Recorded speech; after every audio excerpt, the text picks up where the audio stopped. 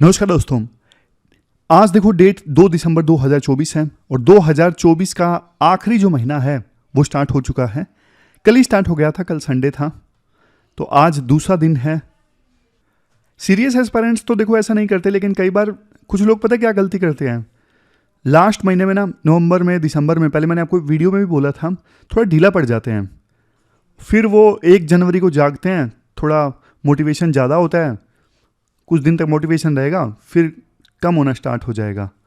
तो देखो, मोटिवेशन थोड़ा थोड़ा ऊपर नीचे चलना ठीक है, लेकिन मोटिवेशन अगर ऐसे चलेगा कि हाँ बिल्कुल डाउन नेगेटिव में, और एक जनवरी आया तो बिल्कुल एकदम वैसे, फिर थोड़े दिनों बाद फिर ऐसे ऐसे बिल्कुल मोटिवेशन डाउन, ऐसे नहीं। तो कहने का मतलब ये है, लास्ट महीना है तब भी आप मोटिवेशन हाई रखो, क्योंकि देखो धीरे धीरे अब एग्ज़ाम के लिए टाइम कम ही होता जा रहा है। एक सीरियस एस्पायरेंट और नॉन सीरियस एस्पायरेंट के बीच में फ़र्क ही ये होता है कि नॉन सीरियस एस्पायरेंट एग्ज़ाम से पहले जागता है, लेकिन तब तक बहुत देर हो चुकी होती है। लेकिन सीरियस एस्पायरेंट देखो, पूरा साल, कोई ज़रूरी नहीं पूरा साल वो 12 घंटे पढ़े, 10 घंटे, लेकिन पूरा साल वो पढ़ाई कर रहा है। किसी दिन 3 घंटे भी हुई, कोई दिक्कत आ गई, लेकिन अगर एवरेज निकालोगे तो 8 घंटे की एवरेज, 10 घंटे की एवरेज निकल के आती है। ये फ़र्क है सीरियस एस्पायरेंट और नॉन सीरियस एस्पायरेंट में। आज आर्टिकल्स कौन से डिस्कस करेंगे? आज देखो 4 इश्यूज हम डिस्कस करेंगे। सबसे पहले बिजनेस स्टैंडर्ड का आर्टिकल है मार्स वर्सेस अर्थ। फिर दूसरा आर्टिकल हम डिस्कस करेंगे आज हिंदुस्तान टाइम्स का है, सुप्रीम कोर्ट ने एक पेंडोरा बॉक्स ओपन कर दिया है। क्या है वो पेंडोरा बॉक्स? तीसरा आर्टिकल रिसर्च सिक्योरिटी से संबंधित है, द हिंदू का ये आर्टिकल है। चौथा आर्टिकल एलिफेंट्स की संख्या कम हो रही है, उससे संबंधित है। Blind belief in authority is the greatest enemy of truth. अगर आप ब्लाइंड ओबीडियंस शो करोगे ना अथॉरिटी के सामने, तो ये सच का सबसे बड़ा दुश्मन है। फर्स्ट थिंग फर्स्ट, देखो अथॉरिटी जब वर्ड आता है ना, तो कई बार हम एक गलती कर देते हैं कि अथॉरिटी का मतलब सिर्फ पॉलिटिकल लीडर से है, सरकार में बैठे लोगों से है। नहीं नहीं नहीं, अथॉरिटी तो देखो सेलिब्रिटीज की भी होती है। दीपिका पादुकोण, शाहरुख खान, इन लोगों की बात बहुत सारे लोग मानते हैं, तभी ये एडवर्टाइजमेंट्स में ज़्यादा आते हैं सामान बेचने के लिए। क्रिकेटर्स हैं, इसके अलावा रिलीजियस लीडर्स हैं, उनकी भी अथॉरिटी है। रिलीजियस लीडर्स ने जो बोल दिया, कुछ लोग उसे पत्थर की लकीर मान लेते हैं कि गुरुजी ने बोला है, कभी क्वेश्चन ही नहीं रेज किया जाता। तभी तो देखो बहुत सारे जो गुरु हैं किसी भी धर्म में हो, वो फ्रॉड कर लेते हैं, क्योंकि भोली भाली जनता उनकी बातों को मानती है, कभी क्वेश्चन ही नहीं रेज करती, और बदले में फिर फ्रॉड हो जाता है। आमतौर पे ऐसा होता क्यों है?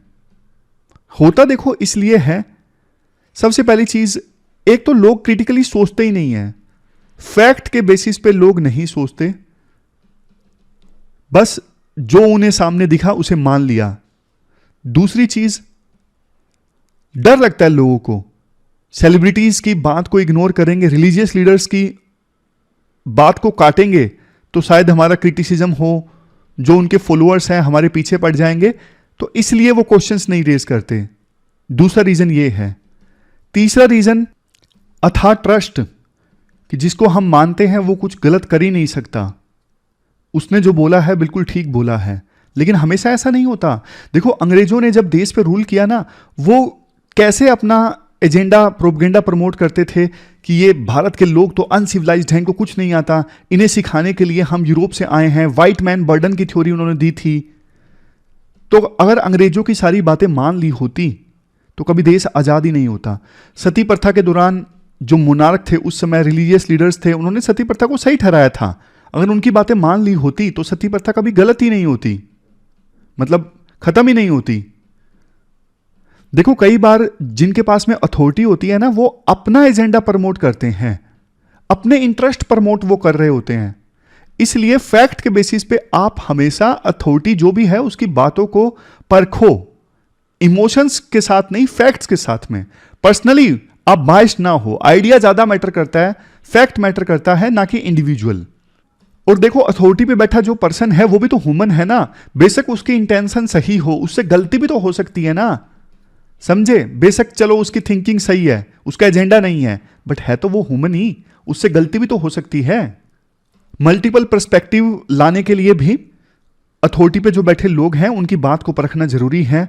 और सबसे लास्ट में एक चीज, आप ना अथॉरिटी की रिस्पेक्ट करो। बचपन से ही हमें सिखाया जाता है कि पावर में जो बड़ा है, हायरार्की में जो बड़ा है, उसकी रिस्पेक्ट करनी चाहिए और इसमें कुछ गलत नहीं है, लेकिन ब्लाइंडली उसकी बात को ओबे मत करो, परखो। इसके बाद नेक्स्ट आर्टिकल देखो, बिजनेस स्टैंडर्ड का है, हमारा जो फ्यूचर है ना वो कहां पे एग्जिस्ट करता है, अर्थ पर या फिर मार्स पर। इस डिबेट से संबंधित ये आर्टिकल है, काफी इंटरेस्टिंग भी है और काफी एग्जाम के लिए इंपॉर्टेंट भी है। आप सिलेबस में जीएस पेपर 3 के इस टॉपिक से आर्टिकल को रिलेट कर सकते हो। ये देखो, सोलर सिस्टम में अर्थ के बाद आता है मार्स। अभी हाल ही में ना एक डिबेट देखने को मिली, एक थोड़ी छोटी सी लड़ाई सी देखने को मिली।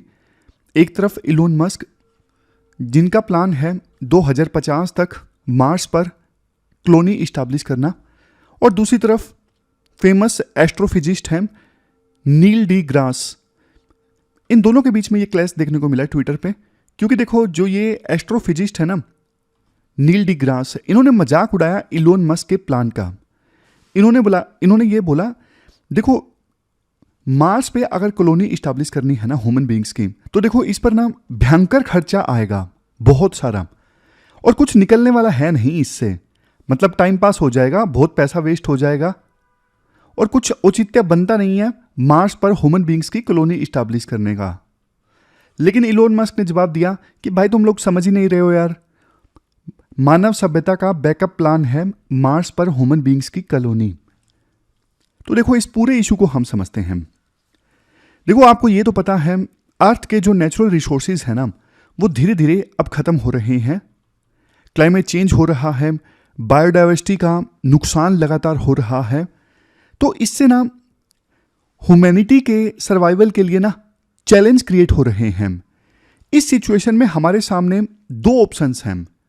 पहला ऑप्शन है मार्स का कॉलोनाइजेशन। मार्स का कॉलोनाइजेशन मतलब जैसे इलोन मस्क ये आर्गुमेंट देते हैं, अर्थ के लोगों के लिए ना एक दूसरा घर होना चाहिए।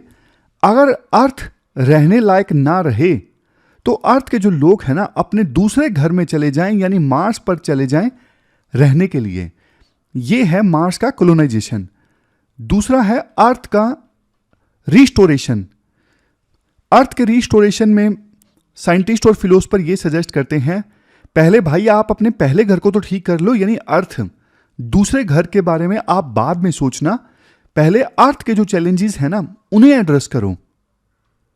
अब ये जो डिसीजन है ना मार्स कॉलोनाइजेशन वर्सेस अर्थ रिस्टोरेशन, ये देखो मानवता के लिए आज के समय में एक बहुत इंपॉर्टेंट क्वेश्चन है। क्योंकि देखो एक तरफ अर्थ पर हम एग्जिस्टेंशियल थ्रेट फेस कर रहे हैं क्लाइमेट चेंज के कारण, और इसके अलावा ना सिर्फ क्लाइमेट चेंज बल्कि दूसरे डिजास्टर्स भी अर्थ पर आ सकते हैं, जैसे कोई एस्ट्रॉयड टकरा गया या फिर कोई न्यूक्लियर डिजास्टर हो गया। तो अर्थ पर एग्जिस्टेंशियल रिस्क है, इसलिए बैकअप प्लान होना चाहिए। दूसरी तरफ देखो एक फिलोसफिकल क्वेश्चन ये भी उठता है, क्या अर्थ के प्रति हमारी कोई मोरल रिस्पॉन्सिबिलिटी नहीं है?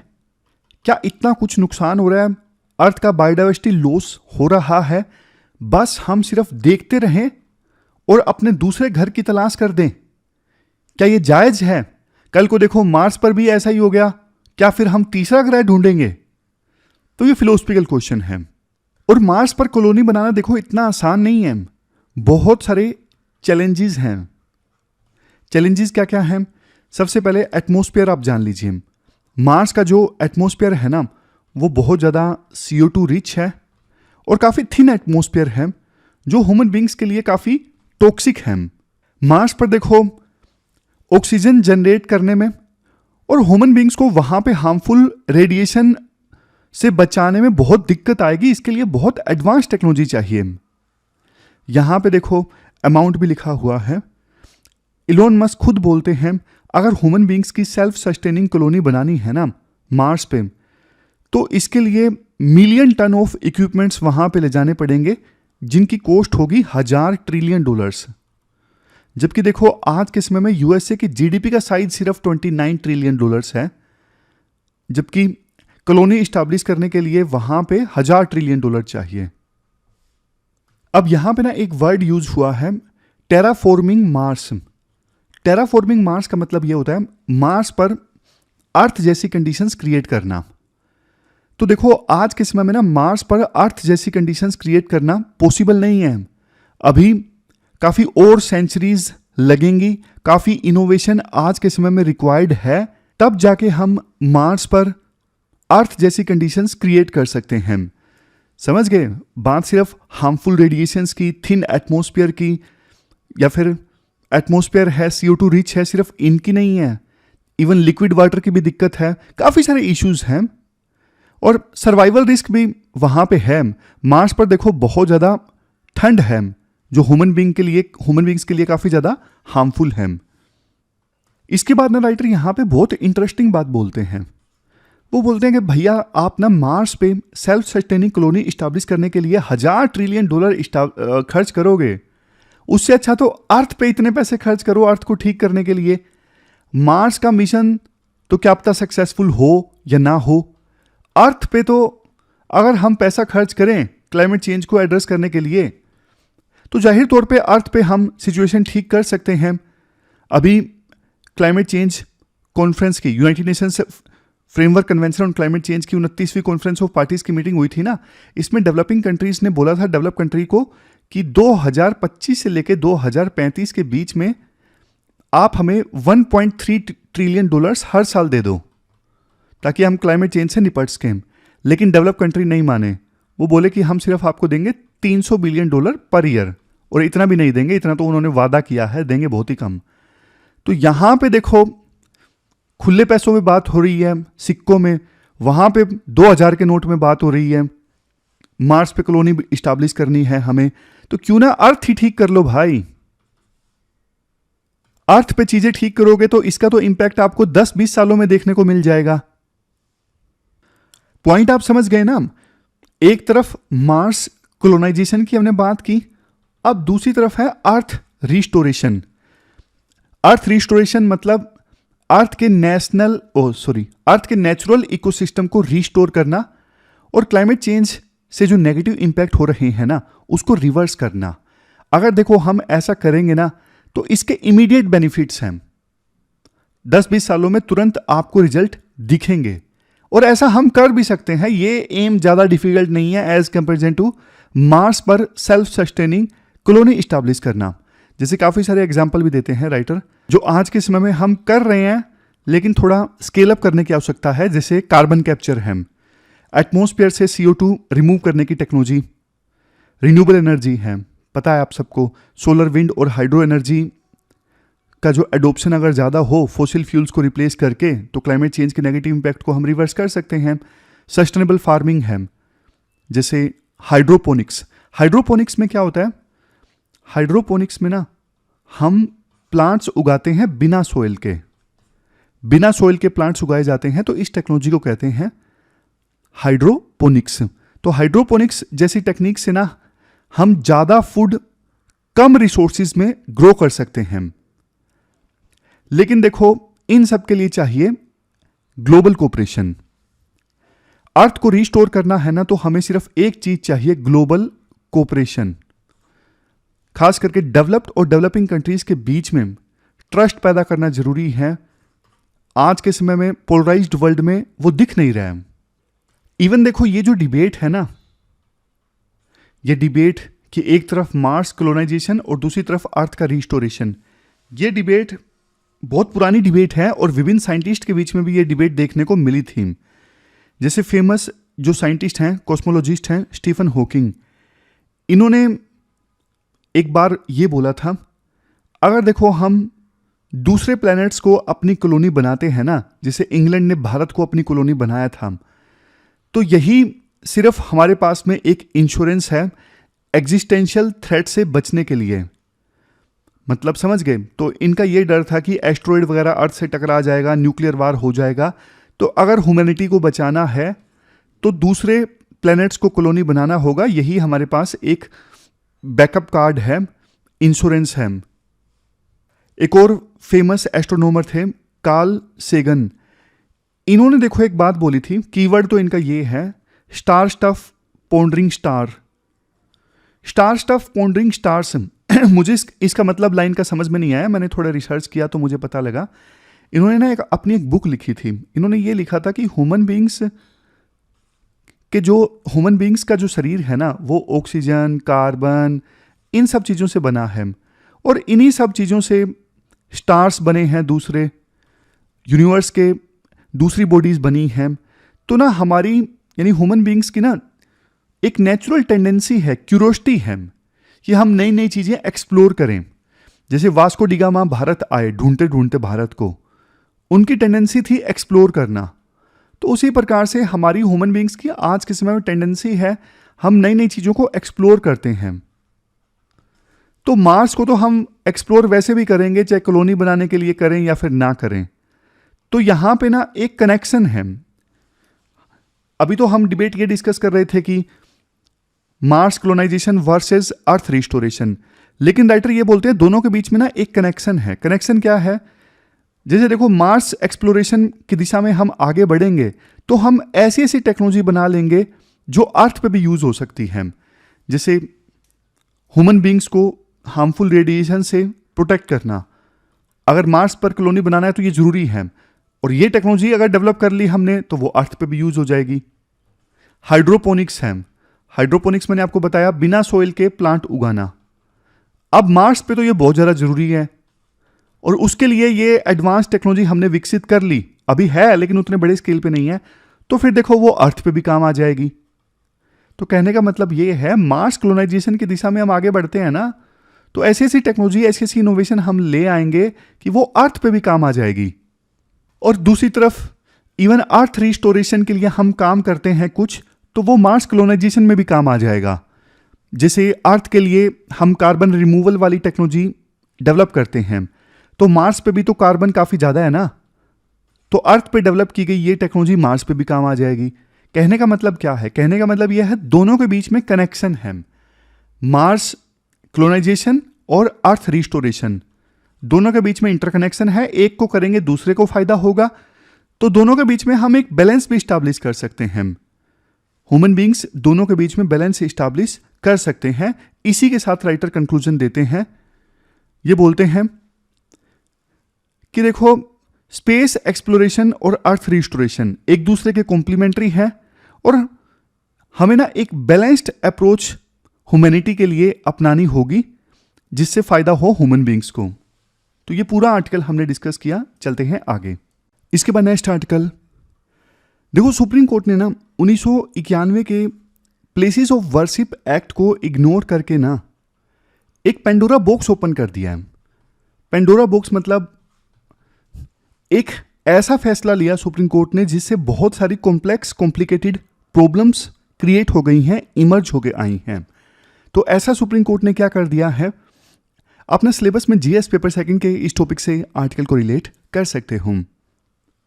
कुछ समय पहले ना आरएसएस के जो चीफ हैं मोहन भागवत, उन्होंने ये रिक्वेस्ट की थी कि प्लीज आप हर एक मस्जिद के नीचे शिवलिंग मत खोजो, लेकिन ऐसा लगता है आरएसएस के चीफ मोहन भागवत की जो रिक्वेस्ट थी, जो गुहार थी, उसे इग्नोर कर दिया गया है। मैं ना आपको बैकग्राउंड के साथ ये पूरा इश्यू समझाता हूं। 1991 में ना नरसिम्हा राव की सरकार थी, तो उस समय ना एक एक्ट आया था। एक्ट का नाम था places of worship act 1991। Places of worship act 1991। Act का ऑब्जेक्टिव देखो ये था, जो भी रिलीजियस प्लेसेस है ना, उनका करेक्टर, जैसे जहां पे मंदिर है वहां पे मंदिर, जहां पे मस्जिद है वहां पे मस्जिद, जहां पे चर्च है वहां पे चर्च, इन सबको प्रिजर्व किया जाए। समझ गए? फिर से बोलता हूं, इस एक्ट का मेन ऑब्जेक्टिव देखो ये था, जब देश आजाद हुआ था ना 15 अगस्त 1947 को, उस समय जो भी स्टेटस था ना किसी रिलीजियस प्लेस का, मंदिर है तो मंदिर, मस्जिद है तो मस्जिद, चर्च है तो चर्च, तो आजादी के समय जो स्टेटस था उसी स्टेटस को मेंटेन किया जाए, स्टेटस के साथ में खिलवाड़ ना किया जाए। कम्युनल हार्मनी को बरकरार रखने के लिए यह एक्ट लाया गया था, ताकि अयोध्या में जो डिस्प्यूट सामने आया ना, वैसा डिस्प्यूट देश के अन्य जगहों पर ना सामने आए। उसी उद्देश्य के साथ नरसिम्हा राव की सरकार ये एक्ट लेके आई थी। इस एक्ट में देखो रिलीजियस करैक्टर के चेंज करने पर ना रोक लगा दी गई। मंदिर को मस्जिद नहीं बनाया जा सकता, मस्जिद को मंदिर नहीं बनाया जा सकता, और कोर्ट में नए केसेस भी नहीं फाइल किए जा सकते कि हाँ यहां पे पहले मंदिर था अब मस्जिद है, या फिर पहले मस्जिद थी अब मंदिर था। कोर्ट में ऐसे केसेस नहीं फाइल किए जा सकते। लेकिन एक एक्सेप्शन दी गई थी इस एक्ट में, अयोध्या डिस्प्यूट। अयोध्या डिस्प्यूट देखो काफी पुरानी चल रही थी, तो राम जन्मभूमि और बाबरी मस्जिद पे जो विवाद था ना, उसको इस एक्ट से एक्सेप्शन दी गई थी। यह एक्ट देखो इसलिए भी इंपॉर्टेंट था क्योंकि यह एक्ट सेकुलरिज्म का पिलर था। कैसे? सुप्रीम कोर्ट के मुताबिक ये जो एक्ट था ना, वो सेकुलरिज्म को प्रोटेक्ट करता है, और सेकुलरिज्म हमारे संविधान के बेसिक स्ट्रक्चर का पार्ट है। याद होगा आपको 1973 का ये केशवानंद भारती जजमेंट, जिसमें सुप्रीम कोर्ट ने ये बोला था कि पार्लियामेंट के थ्रू ना संविधान को चेंज किया जा सकता है, उसमें दिक्कत नहीं है, लेकिन बेसिक स्ट्रक्चर को चेंज नहीं किया जा सकता, और सेकुलरिज्म जो है वो बेसिक स्ट्रक्चर का पार्ट है। इवन सुप्रीम कोर्ट ने जब 2019 में राम जन्मभूमि अयोध्या और बाबरी मस्जिद वो जो डिस्प्यूट था ना, उसमें फैसला दिया था ना, तब भी सुप्रीम कोर्ट ने यही बोला था कि 1991 वाला ये जो एक्ट है ना, ये देश में सेकुलरिज्म को रीइंफोर्स करता है, और इस एक्ट से 1991 के एक्ट से ये इंश्योर होता है कि देश में रिलीजियस हार्मनी यानी विभिन्न धर्मों के बीच में सद्भाव रहे और कम्युनल पीस जो है वो बरकरार रहे। 2019 के जजमेंट में सुप्रीम कोर्ट में ना ये वर्ड इस्तेमाल किया था, नॉन रिट्रोग्रेशन। नॉन रिट्रोग्रेशन इसका मतलब यह है कि एक बार जो स्टेटस रिलीजियस प्लेस का फिक्स हो गया, उससे पीछे नहीं जाया जा सकता, चेंज नहीं किया जा सकता कि मंदिर है तो मस्जिद बना दो, मस्जिद है तो मंदिर बना दो। अब आप पूछोगे सर 1991 का ये जो एक्ट है, तो फिर ऐसी खबरें क्यों आती रहती हैं? जैसे अब यूपी के संभल में खबर चल रही है कि मंदिर है या मस्जिद है, इस पे कोर्ट ने इंक्वायरी करने के लिए एक कमीशन भी गठित किया। तो मतलब अब ऐसी ऐसी चीजें क्यों होती हैं जब 1991 का एक्ट है? तो यही तो देखो दिक्कत है। सुप्रीम कोर्ट ने गलती कर दी अगस्त 2023 में। अगस्त 2023 में ना सुप्रीम कोर्ट के पास में एक मामला गया था ज्ञानवापी केस से संबंधित। ज्ञानवापी जो मॉस्क है ना, वाराणसी में है ना, तो वहां पे ये बोला गया कि पहले यहां पे मंदिर था। तो इलाहाबाद हाईकोर्ट ने ना डिसीजन ले लिया कि सर्वे करवाया जाए यहां पे। पहले लोकल कोर्ट ने यह आदेश दिया था, बाद में इलाहाबाद हाईकोर्ट ने भी यही ऑर्डर दे दिया कि यहां पे ज्ञानवापी मॉस्क में सर्वे करवाया जाए। अब देखो ये सुप्रीम कोर्ट की जिम्मेदारी बनती थी कि इलाहाबाद हाईकोर्ट के उस फैसले पर रोक लगाना, इलाहाबाद हाईकोर्ट को धमकाना कि भाई तुम क्या बोल रहे हो, 1991 का एक एक्ट है उसको तुम रिस्पेक्ट कर लो। क्योंकि अगर ज्ञानवापी मॉस्क से सर्वे करवाया गया तो देश में कितने ऐसे मंदिर मस्जिद हैं जहां पे सर्वे करवाने की जरूरत पड़ेगी। लेकिन नहीं, सुप्रीम कोर्ट ने गलती कर दी उस समय 2023 में। सुप्रीम कोर्ट ने ना इलाहाबाद हाईकोर्ट के फैसले को बल्कि अपहोल्ड किया कि हां सर्वे करवा लो, कोई दिक्कत नहीं है। अब देखो क्रिटिक्स का यह कहना है कि सुप्रीम कोर्ट का 2023 का वर्डिक्ट, जिसमें सुप्रीम कोर्ट ने ज्ञानवापी मॉस्क में सर्वे करवाने के लिए अलाउ किया था कि पहले मंदिर तो नहीं था, यह जो सुप्रीम कोर्ट का वर्डिक्ट था ना, वो 1991 के वर्शिप एक्ट की स्पिरिट के खिलाफ है। समझे?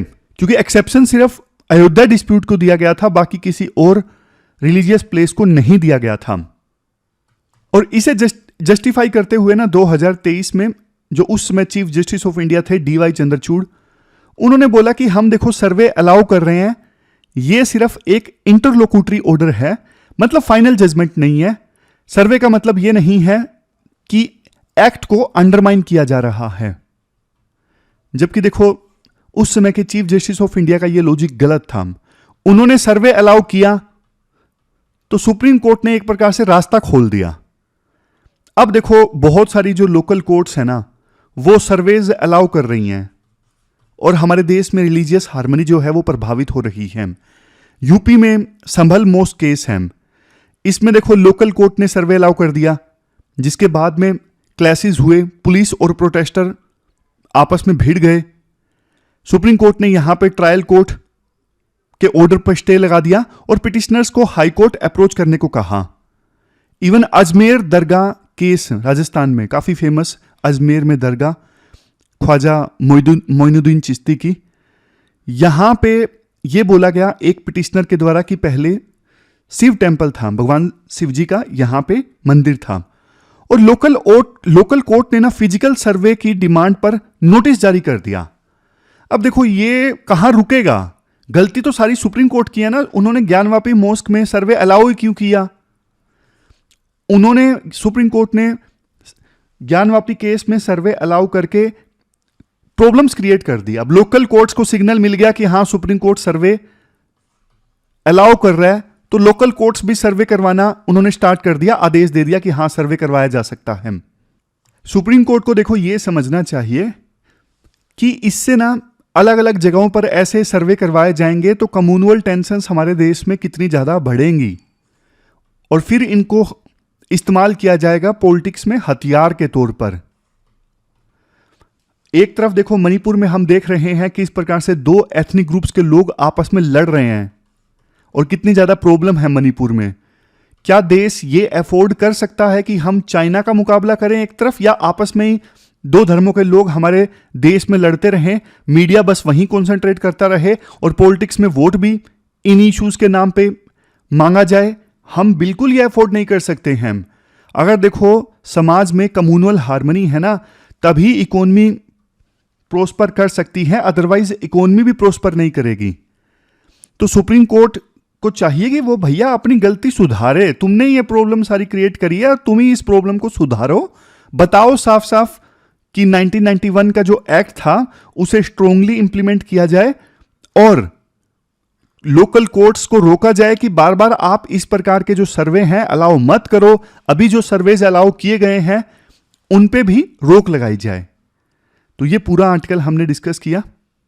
आपकी क्या राय है इस इशू के बारे में, आप कमेंट बॉक्स में बताइए। इसके बाद next article research security and its significance से संबंधित है। आपने सिलेबस में जीएस पेपर सेकंड के इस टॉपिक से, और इवन देखो जीएस पेपर 3 में सिक्योरिटी वाला टॉपिक है, साइंस एंड टेक वाले टॉपिक है, वहां से भी आर्टिकल को रिलेट किया जा सकता है।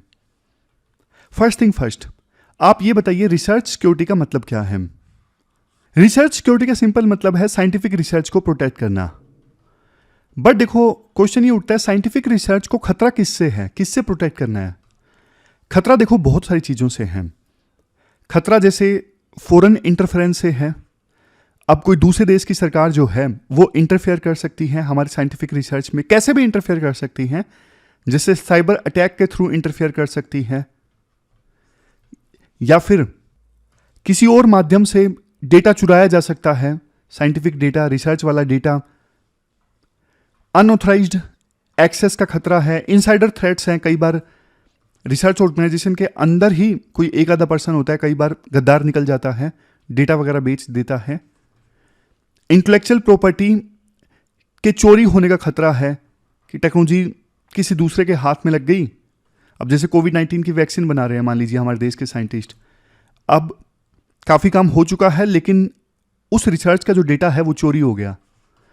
तो देखो मेहनत तो हमारे साइंटिस्ट की थी ना। कुछ एग्जाम्पल भी देते हैं राइटर, जिससे देखो सेमीकंडक्टर मिशन है। सेमीकंडक्टर आज के समय में इलेक्ट्रॉनिक इंडस्ट्री का बैकबोन है। स्पेस, इसरो कितने बढ़िया बढ़िया प्रोजेक्ट्स पे काम कर रहा है, जैसे गगनयान है। तो ये कुछ बहुत क्रिटिकल सेक्टर्स हैं, क्वांटम टेक्नोलॉजी, आर्टिफिशियल इंटेलिजेंस, यहां पे रिसर्च सिक्योरिटी बहुत ज्यादा जरूरी है। ऑब्जेक्टिव भी आपको बताता हूं। सबसे पहले है नेशनल सिक्योरिटी।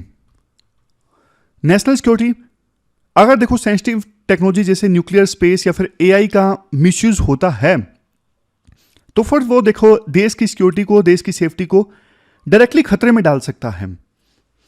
दूसरा फैक्टर क्यों जरूरी है रिसर्च सिक्योरिटी, इकोनॉमिक ग्रोथ। अब देखो इनोवेटिव रिसर्च की वजह से ना इकोनॉमिक अपॉर्चुनिटीज क्रिएट होती हैं, नई इनोवेशन आती है तो नए प्रोडक्ट बनते हैं, नई फैक्ट्रीज बनती हैं। अगर रिसर्च सिक्योरिटी वाला डेटा लीक हुआ तो फिर वो फैक्ट्रीज किसी दूसरे देश में ही बनेगी, क्योंकि इनोवेशन तो वो चुरा ले गया, तो कंपटीशन हाथ से निकल जाता है। नेक्स्ट है ग्लोबल कॉम्पिटिटिवनेस। एडवांस टेक्नोलॉजीज में आगे रहने के लिए अपनी रिसर्च और इंटेलेक्चुअल प्रॉपर्टी को सुरक्षित रखना बहुत ज़्यादा जरूरी है। तो हर लिहाज से देख लीजिए, सिक्योरिटी के लिहाज से, लीडरशिप के लिहाज से, मतलब जियोपॉलिटिकल सिचुएशन में, ग्लोबल पॉलिटिक्स में इंडिया लीडर बनना चाहता है, और नेशनल सिक्योरिटी के लिए हर लिहाज से देखें तो रिसर्च सिक्योरिटी बहुत ज़्यादा जरूरी है। इसके बाद देखो कुछ ना केस स्टडीज दी जाती हैं, जैसे हार्वर्ड यूनिवर्सिटी का केस है। हार्वर्ड यूनिवर्सिटी में ना एक प्रोफेसर और उनके ना चाइनीज स्टूडेंट्स को अरेस्ट किया गया, क्योंकि उन्होंने ना चाइनीज फंडिंग को डिस्क्लोज नहीं किया था, जबकि उन्हें ना यूएस डिपार्टमेंट ऑफ डिफेंस से भी फंडिंग मिल रही थी, समझे। और कोविड-19 के वैक्सीन साइबर अटैक के बारे में तो मैंने आपको बताया ही। 2020 में कई वैक्सीन रिसर्च फैसिलिटीज पर साइबर अटैक्स हुए, तो डेटा चोरी हुआ। ऐसा देखो इसलिए हुआ क्योंकि साइबर सिक्योरिटी प्रोटोकॉल्स काफ़ी ज़्यादा वीक थे, इस वजह से सेंसिटिव डेटा एक्सपोज हो गया। फिर देखो यूरोपियन स्पेस एजेंसी अटैक से संबंधित केस स्टडी के बारे में बताया गया है कि साइबर अटैक्स के थ्रू मिशंस को, स्पेस एजेंसी के मिशंस को साबोटाज करने की कोशिश की गई और इंपॉर्टेंट इंफॉर्मेशन को चुराया गया। तो ये सारी केस स्टडीज हैं, आप लिख सकते हो आंसर्स में।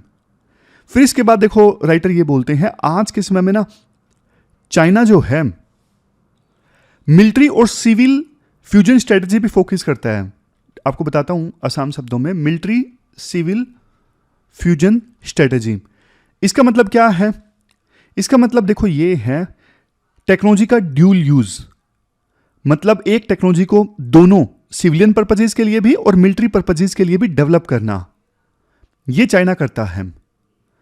अब यहां पे देखो एक ना इंपॉर्टेंट फैक्टर आता है कोलैबोरेशन का। रिसर्च देखो बिना कोलैबोरेशन के ना बढ़ ही नहीं सकती है। मतलब आपको अच्छी रिसर्च करनी है ना तो इंटरनेशनल कोलैबोरेशन तो चाहिए ही चाहिए। तो यहां पे कन्फ्लिक्ट आ जाता है, कोलैबोरेशन करते हैं तो फिर डेटा के चोरी होना वगैरह का खतरा रहता है, और ना करें कोलैबोरेशन तो फिर रिसर्च बेस्ट नहीं होती। रिसर्च को बेस्ट बनाना है तो कोलैबोरेशन तो बहुत ज़्यादा जरूरी है दूसरे देशों के साथ में। दूसरा चैलेंज देखो इंडिया के लिए ये है, इंडिया में अभी इंफ्रास्ट्रक्चर काफ़ी वीक है। सेंसिटिव रिसर्च लैब्स और इंफ्रास्ट्रक्चर में ना एडुकेट सेफ्टी नॉर्म्स नहीं फॉलो होते हैं। फिर नेक्स्ट है लैक ऑफ अवेयरनेस। रिसर्च और इंस्टीट्यूशंस में ना इनसाइडर थ्रेट और डेटा ब्रीचेस को लेके ना अभी समझ बहुत कम है कि भाई ये डेटा संभालना बहुत इंपॉर्टेंट है, चोरी हो सकता है, कोई दूसरा ले जाएगा, अवेयरनेस बहुत कम है। तो ये इंडिया में चैलेंजेस हैं। कौन कौन से 3 चैलेंज? एक तो फर्स्ट था कोलैबोरेशन, मतलब कोलैबोरेशन जरूरी है रिसर्च के लिए, और कोलैबोरेशन के थ्रू कई बार हमारे देश की यूनिवर्सिटीज में फॉरेन इन्फ्लुएंस काफ़ी ज़्यादा बढ़ जाता है। दूसरे नंबर पे वीक इंफ्रास्ट्रक्चर, तीसरे नंबर पे अवेयरनेस का अभाव। अब बात करते हैं सॉल्यूशंस की। सबसे पहले है सॉल्यूशंस में सिक्योरिटी वल्नरेबिलिटीज को मैप करना, मतलब रिसर्च को देखो कैटेगरीज में क्लासिफाई करना स्ट्रेटेजिक वैल्यू के हिसाब से कि हाँ ये बहुत इंपॉर्टेंट रिसर्च है तो इसको हाईली कॉन्फिडेंशियल ट्रीट करके उसे प्रोटेक्ट करना। अगर कोई रिसर्च उतना ज़्यादा इंपॉर्टेंट नहीं है तो फिर उसी हिसाब से उसको ट्रीट किया जाए। मतलब सिक्योरिटी जो वल्नरेबिलिटीज है ना, पहले तो उनको मैप तो करो, क्लासीफाई तो करो, ये चीज़ ज़्यादा इंपॉर्टेंट है, ये चीज़ कम इंपॉर्टेंट है, क्लासीफाई करो। फिर नेक्स्ट है इंटरनेशनल कोलैबोरेशन। देखो ट्रस्टेड इंटरनेशनल पार्टनर्स के साथ पार्टनरशिप एक्सप्लोर करनी चाहिए, ना कि किसी के साथ भी। जब कोलैबोरेशन हो ना तो जिन पे विश्वास हो सिर्फ उन्हीं के साथ कोलैबोरेशन हो। फिर आता है नेक्स्ट पॉइंट।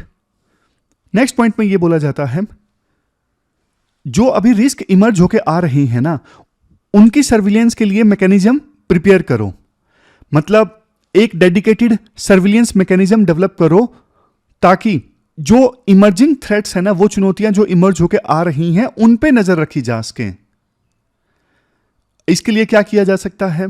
जो सिक्योरिटी और इंटेलिजेंस एजेंसीज है ना, उनको भी रिसर्च इंस्टीट्यूशंस के साथ एक्टिवली एंगेज करना चाहिए, ताकि रिसर्च इंस्टीट्यूशंस सिक्योरिटी एजेंसीज को बताएं कि भैया ये बहुत इंपॉर्टेंट चीज़ है देश के लिए, तो आप बताइए इसको प्रोटेक्ट करने के लिए आप क्या करोगे। तो सिक्योरिटी एजेंसीज फिर उसी हिसाब से तैयारी करें।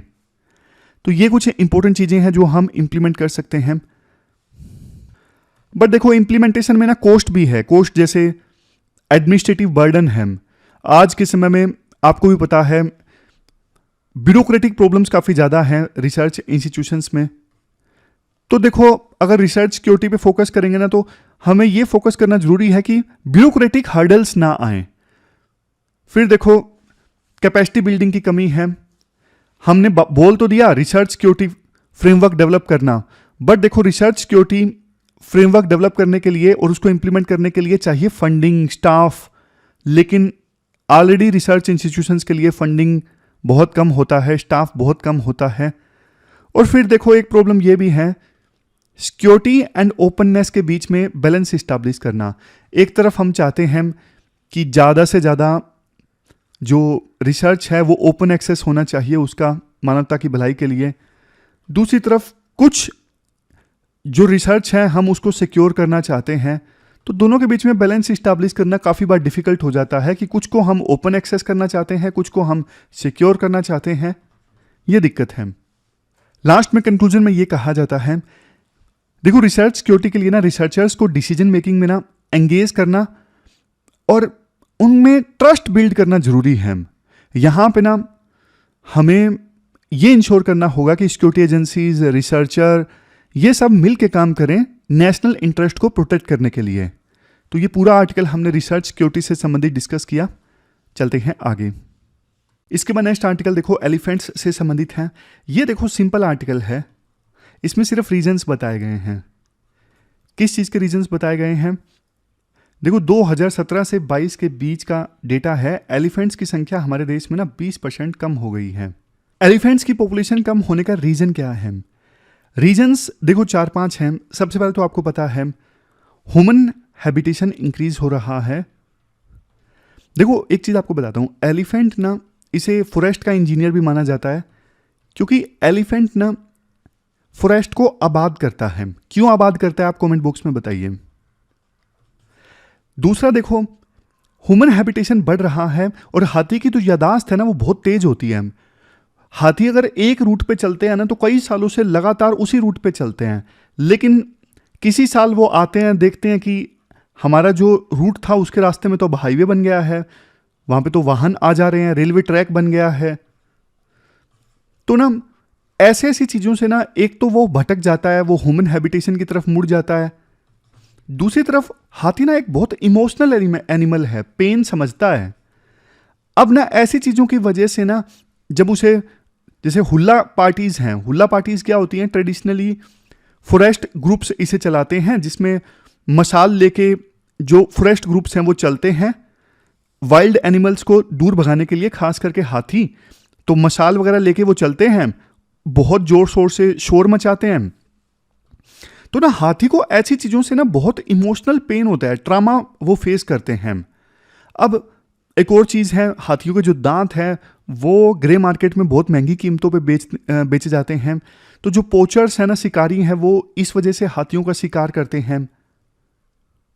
ह्यूमन और एनिमल कन्फ्लिक्ट्स में हाथी के साथ ह्यूमन बींग्स की कन्फ्लिक्ट की चर्चाएं बहुत ज़्यादा आती हैं कि किस प्रकार से हाथी जो है वो खेत में पहुंच गए, फिर हाथियों को बचाने के लिए, वहाँ से भगाने के लिए कुछ ऐसे मेथड्स का इस्तेमाल किया गया गांव वालों के द्वारा जिससे हाथी की डेथ हो गई। ऐसी ऐसी खबरें अक्सर हम सुनते हैं। फिर काफ़ी बार देखो ऐसा होता है, जैसे अब रेलवे लाइंस हैं, वहाँ पे हाथी गुजर रहे हैं तो रेल के साथ एक्सीडेंट हो गया। या फिर वाइल्ड बोर जो होते हैं ना, जंगली सुअर, उनसे प्रोटेक्ट करने के लिए फॉर एग्जांपल उड़ीसा में ना वो हुआ, ऐसी वायर्स लगाई गई जिसमें करंट है ताकि सुअर्स को अंदर आने से रोका जा सके। बट एलिफेंट भी उस करंट की चपेट में आ जाते हैं जिससे उनकी डेथ हो जाती है। तो ये सारे कुछ रीजंस हैं जिसकी वजह से हाथियों की डेथ ज़्यादा हो रही है और पॉपुलेशन डिक्लाइन कर गई है। 20% तक। देखो हमारे देश में ना जैसे टाइगर है और एशियाटिक लायन है, अब जैसे चीता है, इन पे कितना फोकस हो रहा है, लेकिन हाथियों को हम नहीं संभाल पा रहे हैं और उस पर इतनी ज़्यादा चर्चा भी नहीं होती है। तो ये चिंता की बात है कि बस 2-3 एनिमल्स के लिए स्पेशल प्रोजेक्ट चलाने से, प्रोजेक्ट देखो हाथी के लिए भी है प्रोजेक्ट एलिफेंट, लेकिन उन पे ज़्यादा ध्यान दिया जाता है आमतौर पे, टाइगर पे, एशियाटिक लायन पे, चीता पे। हाथियों पे भी ध्यान देने की आवश्यकता है, ये राइटर कहते हैं। तो मेनली 4-5 पॉइंट्स हैं इस आर्टिकल में जो हमने डिस्कस कर लिए। अब लास्ट में जल्दी से देख लेते हैं हमने क्या क्या डिस्कस किया। सबसे पहले अर्थ वर्सेस मार्स की जो डिबेट थी, एक तरफ मार्स कॉलोनाइजेशन, दूसरी तरफ अर्थ रिस्टोरेशन। मार्स पे कॉलोनी बनाना आसान नहीं है, बहुत पैसा चाहिए। इसके अलावा $1000 ट्रिलियन का पैसा तो चाहिए ही।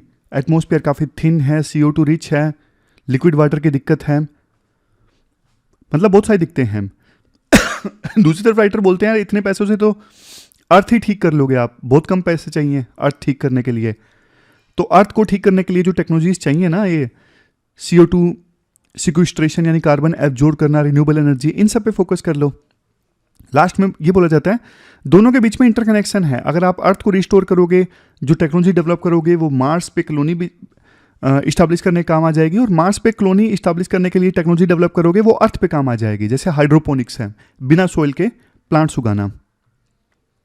फिर हमने रिसर्च सिक्योरिटी वाला आर्टिकल डिस्कस किया था, जिसमें ये डिस्कस किया रिसर्च सिक्योरिटी को प्रोटेक्ट करना बहुत ज़्यादा ज़रूरी है, क्योंकि साइबर अटैक से खतरा है, इनसाइडर थ्रेट का खतरा है, इंटेलेक्चुअल प्रॉपर्टी राइट्स के चोरी होने का खतरा है, मतलब राइट्स नहीं, इंटेलेक्चुअल प्रॉपर्टी के चोरी होने का खतरा है, फॉरेन इंटरफेरेंस, जो फॉरेन एक्टर्स हैं हमारे देश की इंपॉर्टेंट रिसर्च को सैबोटाज कर सकते हैं। कुछ केस स्टडीज़ भी हमने डिस्कस की, जैसे देखो हार्वर्ड का केस हमने डिस्कस किया, वहाँ पे फॉरेन फंडिंग मिल रही थी चाइना से, तो प्रोफेसर ने बताया नहीं था तो उनको अरेस्ट किया गया था। हमारे देश में भी कोविड की वैक्सीन जब बन रही थी तो काफ़ी बार साइबर अटैक हुए थे डेटा को चुराने के लिए। फिर लास्ट में सॉल्यूशंस डिस्कस किए थे। सॉल्यूशन जैसे कि देखो रिसर्च सिक्योरिटी फ्रेमवर्क डेवलप करो, रिसर्च को अलग अलग कैटेगरीज में क्लासीफाई करो, कौन सी इंपॉर्टेंट है कौन सी नहीं है, इमर्जिंग रिस्क की सर्विलेंस के लिए मैकेनिज्म डेवलप करो, सिक्योरिटी असेसमेंट करो, ट्रस्टेड इंस्टीट्यूशंस के साथ में कोलैबोरेशन करो। लेकिन चैलेंजेस हैं इम्प्लीमेंटेशन में। एक तरफ हम ओपन एक्सेस की बात करते हैं, दूसरी तरफ सिक्योरिटी। फिर ब्यूरोक्रेटिक हर्डल्स हैं, टेक्निकल एक्सपर्टीज़ की कमी है, पॉलिटिकल इंटरफेरेंस का खतरा है। एलिफेंट्स की संख्या कम हो रही है, 4-5 फैक्टर डिस्कस किए। पोचर्स दूसरे नंबर पे, ह्यूमन हैबिटेशन इंक्रीज हो रहा है। एलिफेंट्स के लिए कॉरिडोर की संख्या कम हो रही है, एक एरिया से दूसरे एरिया में पास होने के लिए। हुला पार्टीज़ होती हैं तो उसमें फॉरेस्ट ग्रुप मसाल वगैरह लेके जाते हैं, जोर जोर से शोर मचाते हैं एलिफेंट्स को भगाने के लिए, तो उनके ऊपर इमोशनल ट्रामा, पेन, ये सब होता है। फिर एक हमने डिस्कस किया था कि करंट वगैरह लगने से और गांव वाले भगाते हैं तब भी उनको चोट पहुंचती है, बाद में उनकी इंजरी से डेथ वगैरह हो जाती है। तो ये सारे रीजंस हैं। एक आर्टिकल हमने ये भी डिस्कस किया था, places of worship act 1991। Act देखो अच्छा था, देश में कम्युनल हार्मनी बरकरार रखने के लिए था कि देश आज़ाद हुआ था ना, उस समय जो स्टेटस था ना रिलीजियस प्लेसेस का, वही बरकरार रहेगा। जहाँ पे मंदिर है वहीं मंदिर, जहाँ पे मस्जिद है वहीं मस्जिद। एक्सेप्शन दिया गया था अयोध्या डिस्प्यूट, राम जन्मभूमि और बाबरी मस्जिद जो डिस्प्यूट था उसको एक्सेप्शन दिया गया था। लेकिन देखो एक गलती कर दी सुप्रीम कोर्ट ने ना, ज्ञानवापी मॉस्क में सर्वे अलाउ कर दिया, हाईकोर्ट फैसले को अपहेल्ड किया।